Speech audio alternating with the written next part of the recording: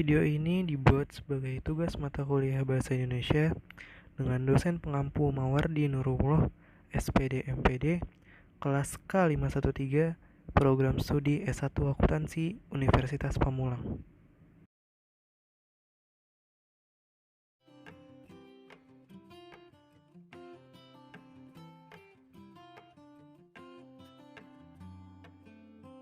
Assalamualaikum warahmatullahi wabarakatuh. Salam sejahtera untuk kita semua. Pada kesempatan kali ini kita akan membahas tentang eksistensi bahasa Indonesia pada industri ekonomi 4.0. Pertama, kita akan membahas tentang peran pemerintah untuk menyebarkan eksistensi bahasa Indonesia di dunia internasional, serta peraturan-peraturan pemerintah yang telah dikeluarkan di Indonesia, dan juga tanggapan masyarakat Indonesia atas peran pemerintah yang telah dilakukan.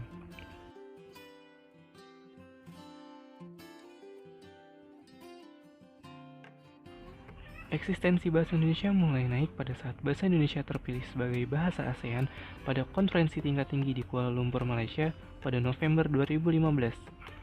Di antara 10 bahasa dalam Association of Southeast Asian Nations atau ASEAN, bahasa Indonesia terpilih sebagai bahasa pemersatu. Hal ini diungkapkan oleh Wakil Ketua Umum Kamar Dagang dan Industri Kadin Sulawesi Selatan, Ilham Alim Bashri dalam seminar Forum Bedah Isu 2016 MEA.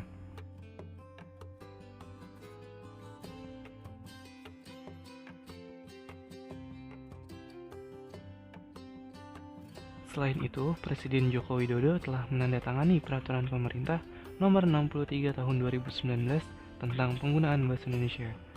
Peraturan ini mulai berlaku pada tanggal diundangkan, yaitu pada 30 September 2019 oleh Menteri Hukum dan HAM Yasona Halwadi. Bahasa Indonesia wajib digunakan dalam pidato resmi Presiden, Wakil Presiden, dan pejabat negara yang lain yang disampaikan di dalam atau di luar negeri. Demikian bunyi pasal 5 Perpres ini.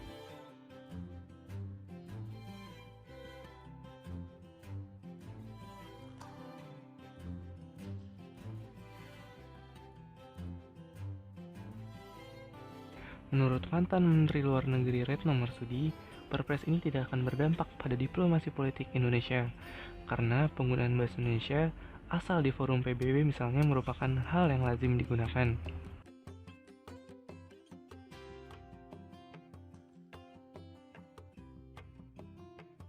Selain itu, memang terdapat beberapa negara yang juga menggunakan bahasa asalnya dalam acara internasional, seperti Korea Selatan, Jepang, Turki, Jerman, dan Brazil.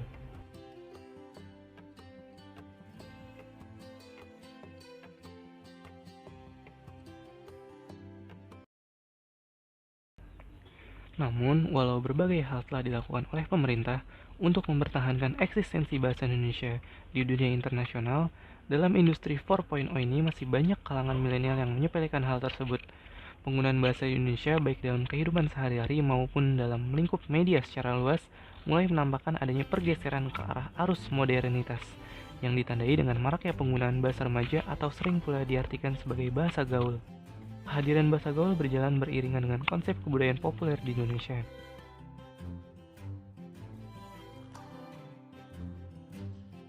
Dunia modern dan pesatnya kemajuan teknologi informasi dengan serta-merta membawa Indonesia menjadi salah satu negara yang tidak bisa melepaskan diri dari kebudayaan modern atau populer. Masyarakat Indonesia secara luas dan remaja pada khususnya menyerap dengan begitu saja segala bentuk-bentuk modernisasi kehidupan.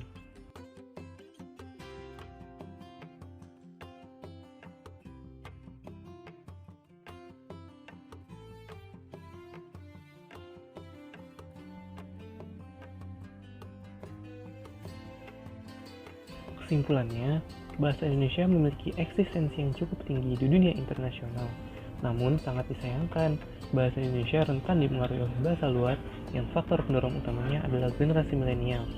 Generasi muda atau generasi milenial ini perlu dibina dan diberikan pengetahuan untuk meningkatkan kesadaran diri dan mempertahankan bahasa dari pengaruh bahasa luar.